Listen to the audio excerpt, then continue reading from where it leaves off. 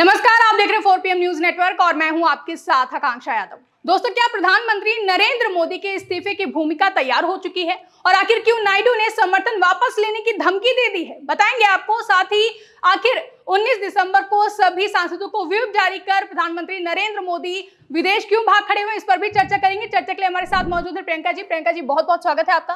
प्रियंका जी, अभी तक तो सिर्फ दावे किए जा रहे थे कि 19 दिसंबर को प्रधानमंत्री नरेंद्र मोदी का इस्तीफा होगा, तो क्या अब सच में ये नौबत आ गई है इस्तीफे की? बिल्कुल आ गई है आकांक्षा। आपको बता दें कि जिस तरीके से 19 दिसंबर को लेकर खबर निकलकर सामने आई है, ऐसे हालातों में इतना तो साफ है कि कुछ तो बड़ा होने वाला है। जिस तरीके से प्रधानमंत्री नरेंद्र मोदी ने पहले तो एनडीए के सभी सांसदों को लाइन हाजिर किया, फिर मोदी जी अचानक से विदेश निकल गए हैं, इसको लेकर वरिष्ठ पत्रकारों ने दावा किया है कि प्रधानमंत्री नरेंद्र मोदी की कुर्सी को खतरा होने वाला है।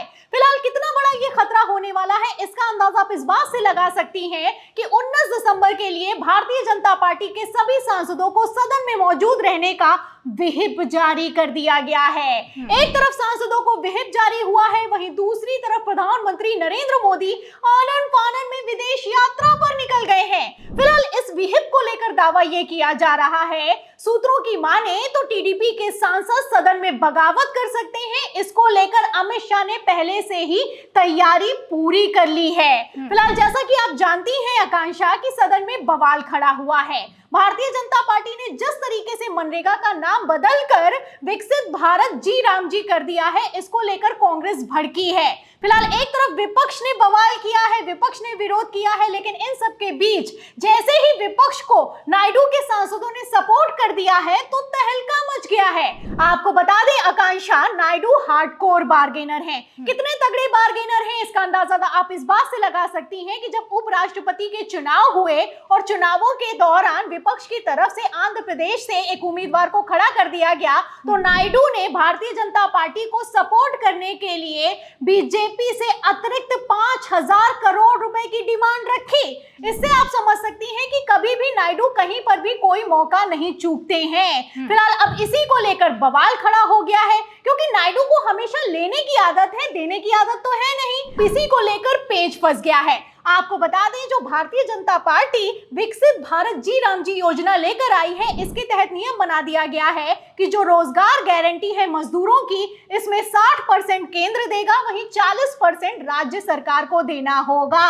फिलहाल इसी को लेकर बवाल खड़ा हुआ है और इसी बवाल में आग में घी डालने का काम किया है चंद्रबाबू नायडू की पार्टी ने। चंद्रबाबू की नायडू की पार्टी ने क्लियर कह दिया है कि हम जो 40% देंगे, पूरा 100% मोदी सरकार को देना चाहिए। और ये कोई अंदर की बात नहीं है। आपको बता दें कि जो टीडीपी के वित्त मंत्री हैं, उनका तो बकायदा बयान निकलकर सामने आ गया है। उन्होंने साफ साफ अपने बयान में कह दिया है कि फंड को शेयर करने की जो शर्त रखी गई है, ये चिंताजनक है और अगर हमें अपने हिस्से के तौर पर बड़ी रकम लगानी पड़ती है तो राज्य पर काफी बोझ पड़ने वाला है। मतलब आप समझ सकती हैं कि आंध्र प्रदेश में सबसे अमीर मुख्यमंत्री हैं चंद्रबाबू नायडू। चंद्रबाबू नायडू ने सबसे लंबा चौड़ा बजट भारतीय जनता पार्टी से लिया है।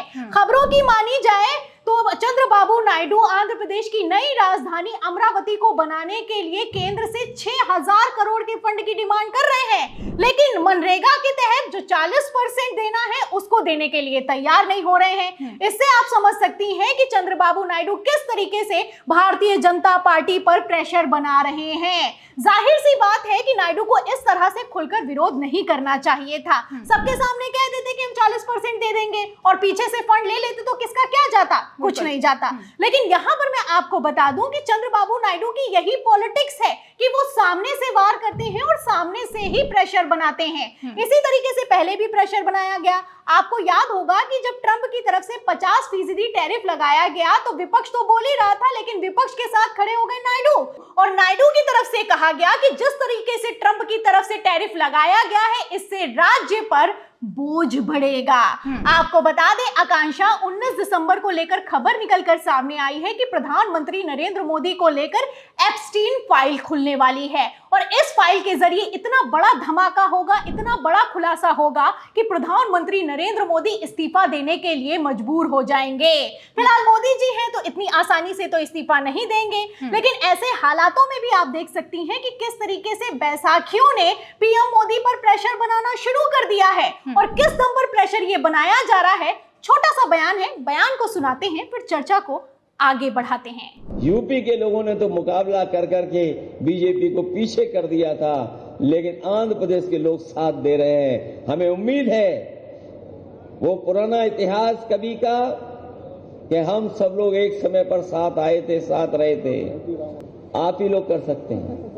तो सुना आपने कि किस तरीके से चौतरफा दबाव बनाया जा रहा है। अखिलेश यादव जिनके पास खुद 37 सांसद हैं, वो आंध्र प्रदेश अचानक से जाते हैं और खुले मंच से टीडीपी के सांसदों की मौजूदगी में ऐलान करते हुए नजर आते हैं कि अगर कोई केंद्र की सरकार गिरा सकता है, मोदी सरकार को हिला सकता है, तो वो आंध्र प्रदेश है। यहीं पर आप देख सकती हैं कि अखिलेश यादव पीछे की तरफ पलटते हैं और टीडीपी के नेताओं से कहते हैं कि क्या आप लोग कुछ करेंगे।